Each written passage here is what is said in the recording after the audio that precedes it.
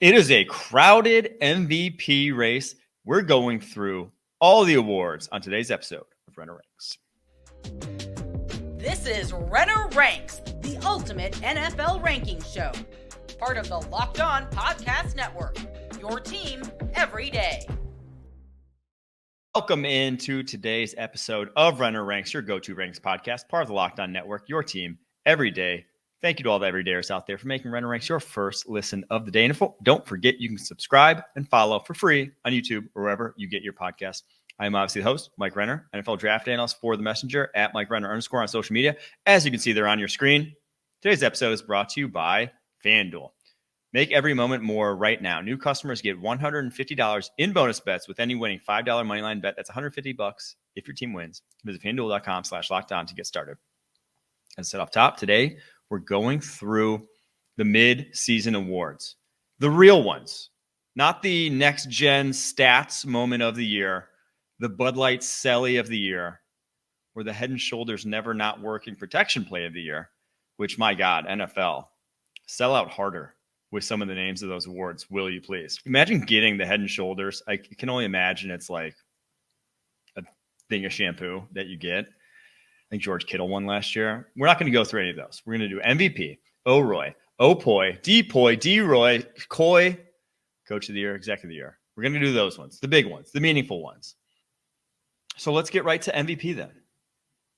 Where, my Lord, going through, watching some tape, going through the stats, seeing these guys, I have no clue. This is the hardest award of any of these to come to a consensus on for myself. How I ended up ranking them in terms of candidates. I went Tua at 3. Now, Tua leads the league in passing yards and passing touchdowns. But I think if anyone's being honest with themselves, he probably hasn't played quarterback at the highest level of anyone in the NFL this season. He's been exceptional. I've been one of Tua's biggest defenders ever since, year 2 when he finally got playing time. And people were hating on him. I think he plays the quarterback position in a weird manner and does not have the tools that someone traditionally thinks of as a franchise quarterback. But I think for that offense and what he does, he runs it better than a lot of, quote unquote guys who are certified franchise quarterbacks would run that offense. I fully believe that. He is better than some guys who get a lot more credit for what they do on Sundays. But still, you can't watch the end of that Chiefs game and say, that guy was the MVP. That throw he had to Cedric Wilson on the go route on the play before the play, I think it was the third down, that he just threw a Frisbee. I don't know. I can't give him the MVP after that. He still could ultimately win it when it's all said and done. Obviously, very good season for him. But I went him 3. I went Lamar at number 2. And I went Patrick Mahomes at number 1. And Mahomes now 3rd in yards, 4th in touchdowns. Lamar, 71.5 completion percentage, only 3 picks, been very efficient through the year, but he has 6 lost fumbles, leads the NFL. Obviously a massive factor in their running game as well, leads all quarterbacks in rushing yards this season. But Mahomes, I do think that, yes, their defense is getting a lot of credit for their wins. They are, I've said before, a defensive team now. But with what he's working with at the receiver position, to still put up the numbers that he has, he has had to fight and claw for everything that he's gotten in that offense.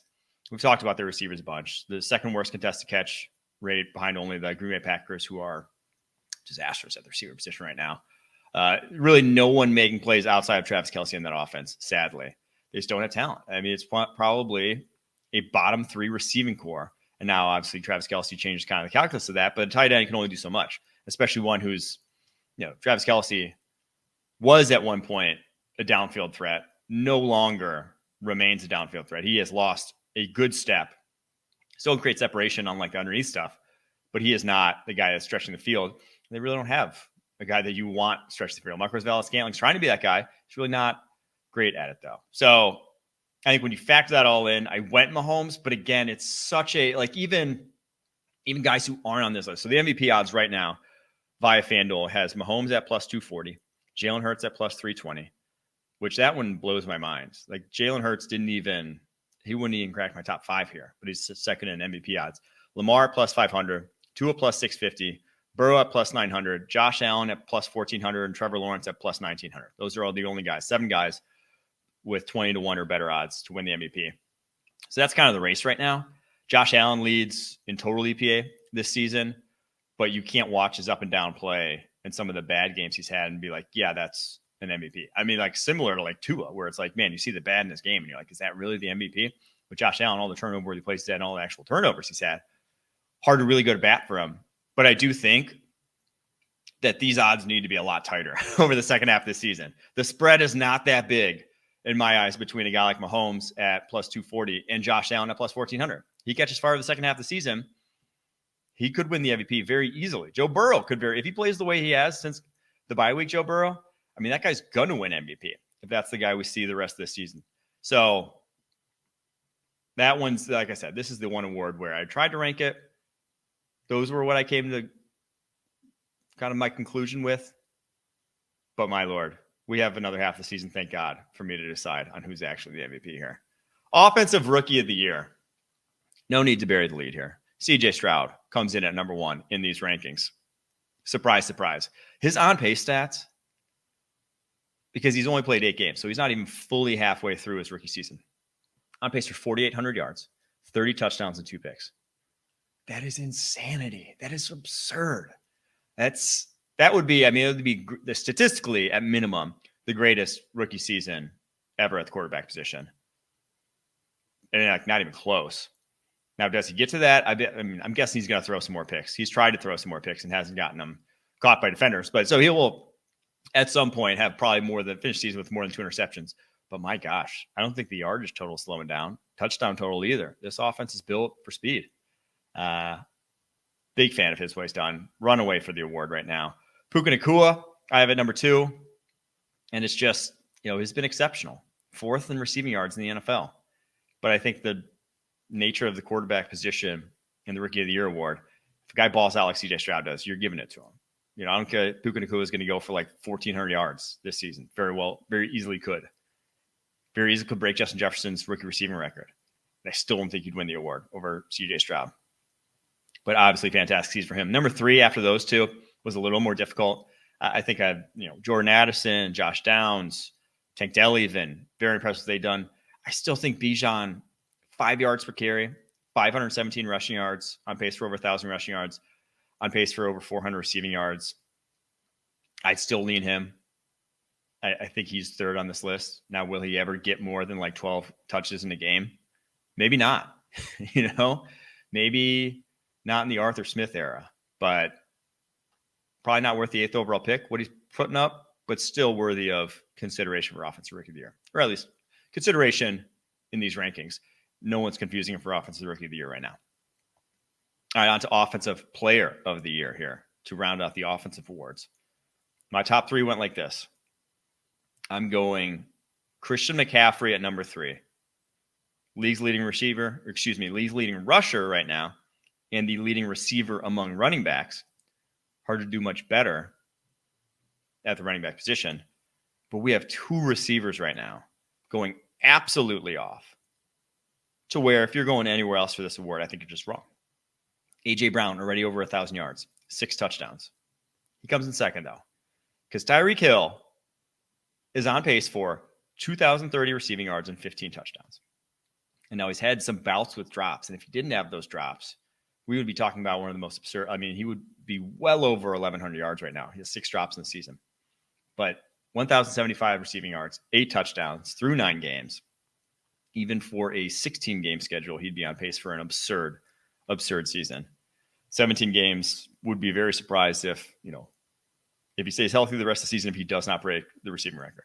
That's just the level he's playing at right now. And that's the level he's been playing at for pretty much his entire career. But the way the Dolphins can get the ball in his hands and take pressure off him with the guy in Jalen Waddle, that just, you want to double Tyreek? Well, you can't guard Waddle then one-on-one with a deep ball. So that's just the nature of that Dolphins offense. But man, the season that Tyreek Hill and A.J. Brown are having are outlandish. Gosh, those guys, I had this take the other day about A.J. Brown, is that I think he's the most universally liked player in the NFL right now. Just in terms of no one dislikes A.J. Brown. Like even Titans fans love the guy. They just regret that John Robinson traded him. He's got the sick aesthetic with the visor, and the fact that he's just absolutely Superman in that jersey. The play style is pure football, right? It's like throwback to what receivers looked like in the 90s, where he's just bigger, stronger than everyone he's going against. I mean, it is difficult not to watch his game and be like, this dude's sick watching him. And then just like off the field, he's like a likable ass guy, doesn't really say dumb stuff, jokes around, always smiling. I think you'd be hard pressed to find a more likable guy in the NFL right now, or a more universally liked guy in the NFL right now than AJ Brown. I think he might be. Get to the defensive awards here in just a second, but first, today's episode is brought to you by PrizePicks. It's the largest DFS platform in North America. They are the easiest and most exciting way to play DFS is just you against the numbers. Instead of battling thousands of other players, including pros and sharks, you pick more than or less than on 2 to 6 player stat projections and watch the winnings roll in. PrizePicks is really simple to play. You can make your picks and submit an entry in less than 60 seconds. There are quick withdrawals, easy gameplay, and an enormous selection of players and stat types are what make PrizePicks the number one DFS fantasy sports app. Go to prizepicks.com/LockedOnNFL and use code LockedOnNFL for a first deposit match of up to $100. That is prizepicks.com/LockedOnNFL and use code LockedOnNFL for a first deposit match up to $100. Daily fantasy sports made easy. All right, defensive side of the ball. Start with defensive player of the year. This one is contested, man. And it's all along the line of scrimmage. There's no corner really having that year, linebacker having that year that puts him in this mix, in my opinion. There are 3 guys, though, along the defensive line of scrimmage that I think are just playing out of their minds. And they're all like different types of players. So I ranked it this. I went Myles Garrett, number 3. And now, for my money, he's the best pass rusher in the NFL. For what should be everyone's money. He's the best pass rusher in the NFL. But he is nowhere near the best run defender in the NFL. Quite frankly, he's not an impact player against the run. He does not have that kind of, honestly, it's like he doesn't have the same ferocity when he plays the run versus when he does rush the passer. No shame in that. Not everyone's going to. That's why he got so dinged coming out. Do you remember when Lou Riddick, coming out of the draft process, said he'd rather have Bradley Chubb, thought Myles Garrett was kind of soft, said he'd rather have that kind of defensive end? It was because of the run defense. It's because he kind of took plays off in the run. Still does. But 10 sacks, 7 hits, and far and away the best pass rushing grade per PFF in the NFL, if you believe in that sort of thing. Have him at number 3. Number 2, Dexter Lawrence. And I honestly felt bad not putting him number 1. But it's like the Giants right now, he's the only thing you got going for him. It's really hard. I mean, actually, the guy who put it number 1 is the only thing they got going for him, too. But I don't think that should factor in how the rest of your roster is. I truly don't. It should just be your play stands on its own. And Dexter Lawrence has single-handedly been carrying this Giants defense, honestly, since the start of last season. He has 44 pressures, leads all defensive tackles. Aaron Donald is the only one within 10 pressures of him. Aaron Donald has 40. That's one. That's absurd. That to be that far ahead. But then the other absurd thing, he is a nose tackle. The next closest pressure total for a guy who has played over 100 snaps at nose tackle this year. Not even a guy who's just at nose tackle. And Dexter Lawrence is just a nose tackle in that Giants defense for the most part. 15 pressures. Andrew Billings for the Chicago Bears has 15 pressures. That is the second best figure from a nose tackle in the NFL. He has 3 times the pressures of the next best nose tackle. If they could put any edge rushing talent around this dude, my God, Kayvon Thibodeau, how are you not just racking up sacks with this dude at the nose? He's been insane. Dexter Lawrence has been as good a nose tackle as, I started PFF 2012, started watching tape that season, grading tape the next season, 2013. I've never seen a more impactful nose tackle than him in that time span, 10 years, decade. But number 1, I have to go with Max Crosby, the Raiders defensive end. Not only because of just like how high a level of football he's playing, but it's because he simply does not come off the football field. And I think that should factor more into these awards. is how much you've actually played. Like I hated when, what was the year that Rodgers missed a few games and they still gave him the MVP? I think if you missed like 3 or 4 games, you're immediately out of the MVP category. That's 3 games you don't make an impact. And the same for like DPOY, OPOY. If you're missing that much time, being a 60 to 70% part-time player along the defensive line, I don't see how you can win this award. Max Crosby right now has 67 more snaps than any other defensive lineman in the NFL. I believe this past weekend he played every single snap of the game. 594 snaps in the season. He is on pace. I mean, so the Patriots used to do this with Chandler Jones, but Chandler Jones was not this effective. Like when you play that much, it usually makes you far less effective versus run versus pass. You just get tired. You can't be 100% every time you're out there. Max Crosby somehow is.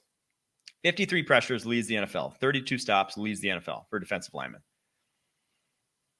You watch the game, and every single play you have to account for him. I don't think there's anyone else in the NFL that really takes it to that level right now where it's run or pass, they will win their one-on-one. Max Crosby right now is that guy. So it's tight. Again, it's kind of a pick your poison. What do you value more? Well, value the guy that's there every single play of every single game. And that's Max Crosby right now. All right, on to Defensive Rookie of the Year. Right after I say that, I'm going to Defensive Rookie of the Year, and I'm going to pick the guy at the top who's only played 251 snaps this season. So I just said Max Crosby's played 594. Jalen Carter has only played 251. Obviously, with that Eagles defensive line, you have this insane ability to just rotate guys in and out. You keep guys fresh as can be because the guy coming in is pretty darn good as well. So they have that luxury. But on 251 snaps, he has 29 pressures. Second highest PFF grade among DTs, which again, that's helped out by the fact that he's fresh every snap. It's harder to be effective because PFF grades are kind of like a per play efficiency. Like they're kind of both. It was one of like the things when we changed them back in 2016 when we had those conversations. It's kind of like it's an efficiency figure. It's how good you are on a per play. But then the more plays you do play, the higher you can actually climb up those ratings. So it's weird. I'll just say that. It's kind of a black box, I know. But Jalen Carter, second highest PFF grade because he's not playing a full workload. But when he is out there, man, he's been damn good. Then the 2 guys after him. At some point, if Devon Witherspoon, who I have ranked second on the Defensive Rookie of the Year list, at some point, if like this trend continues, Carter finishes the season like 500 snaps, Witherspoon finishes like 1,100, and keeps playing at this level, I can be swayed. I can be swayed towards Devon Witherspoon. 18 of 39 targets this year, 171 yards, 1 pick, 6 PBUs.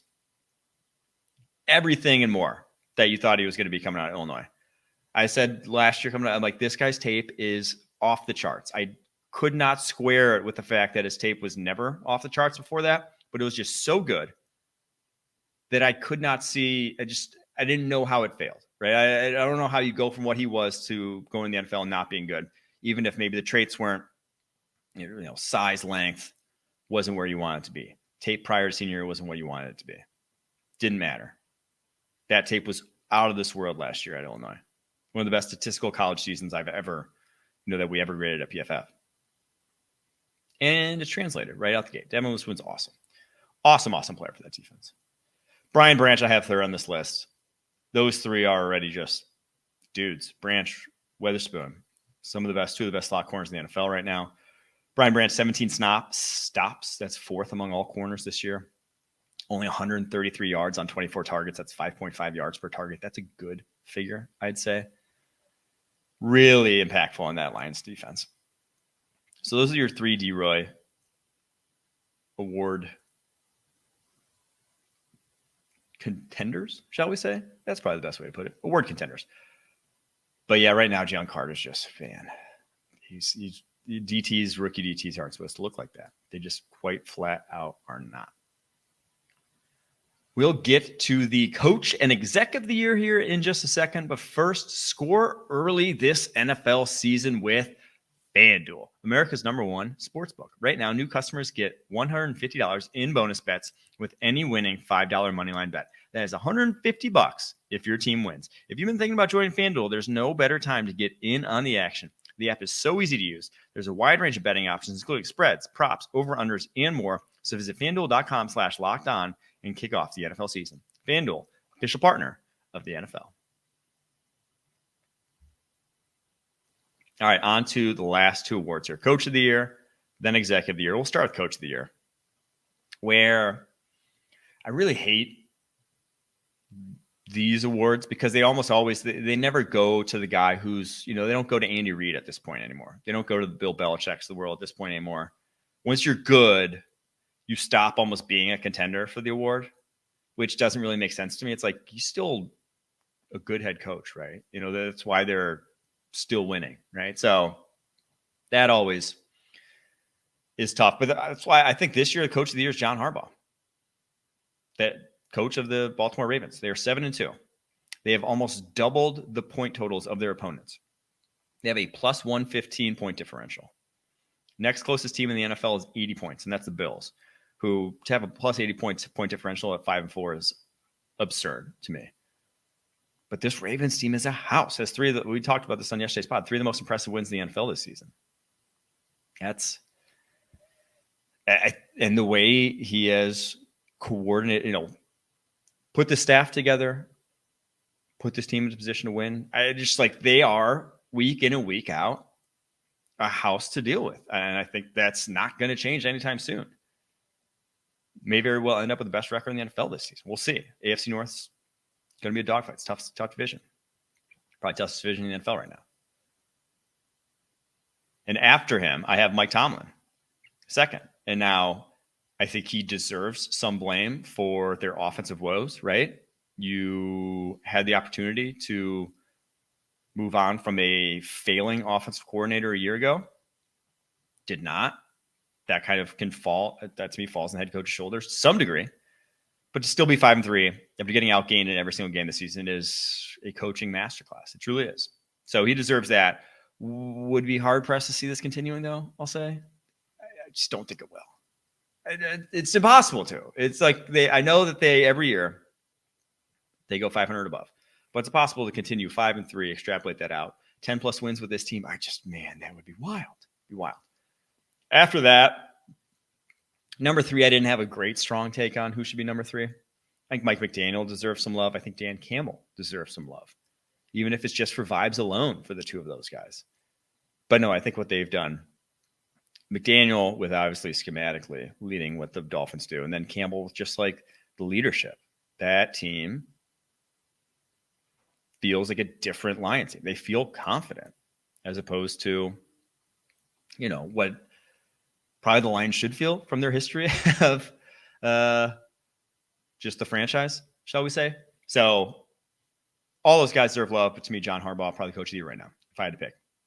Exec of the year, I believe talked about this on the show before. We talked about GMs that we would take, but I also think there's a good crossover in Exec of the year, just in terms of who's performing right now. Howie Roseman won it last year. I think he probably still deserves to be in the mix. I'd go Brad Holmes right now. Detroit Lions GM. I go Brad Holmes, Howie, Eric DeCosta, the Baltimore Ravens GM. That would be my top 3. Because Brad Holmes, the burner of a draft track record he has since he was hired as GM in 2021. Penei Sewell, Aiden Hutchinson, Brian Branch, Jahmyr Gibbs, Sam Laporta, Amon-Ra St. Brown, Aleem McNeil, Kirby Joseph. That is 8+ starters at minimum. Some of those guys elite starters, some of those guys high-end starters. 8 guys in 3 years you drafted. And that's not even counting like Jameson Williams, Jack Campbell, who you're hoping to get there. But 8 guys in 3 years. That's his draft, and that's his entire tenure. To build this team now that's leading the NFC North, going to win the NFC North more likely than not. That's, oof. Oh, you know who deserves Coach of the Year love that I kind of just jogged my mind that I'm sorry I didn't even? Kevin O'Connell, man. Kevin O'Connell, what he's done with the Minnesota Vikings, he deserves some love. Okay, sorry. Back to Executive of the Year. Brad Holmes, though. That track record right there is just deserving of the award. Truly is. Howie Roseman, we don't have to discuss Howie Roseman too much, but Eric DeCosta, not only just like his draft picks of late, whether it's, Dafe Owe, Kyle Hamilton, Tyler Linderbaum, all playing at elite level. But then the Jadeveon Clowney signing, the Roquan Smith trade, which was somewhat under the radar last year. Now he's one of the best, best linebacker duo in the NFL right now. Really, the only real whiff on his kind of track record, the OBJ signing doesn't look great. But if you do that thing where you say, hey, if he gave the OBJ money to Clowney and then the Clowney money to OBJ, which obviously you can't do, but it's like the draft thing where it's like, hey, if you pick this guy in the third instead of this guy and then the third rounder in the first, it would look a lot better. Well, it would look a lot better if they did that. Because this team's, again, a house. Ravens are a house. I'll keep saying it until they stop being a house. But there you have it. There are your award winners at the midseason poll, in my eyes. Hate it, love it. You guys let me know. We'll be back tomorrow ranking the best draft classes throughout the 2023 season so far. So who had the best draft hauls? Always excited to dive into those. Make sure to like, subscribe, follow on YouTube, wherever you get your podcast. Thanks for tuning in. Today's Renner Ranks, part of the Locked On Podcast Network, your team every day.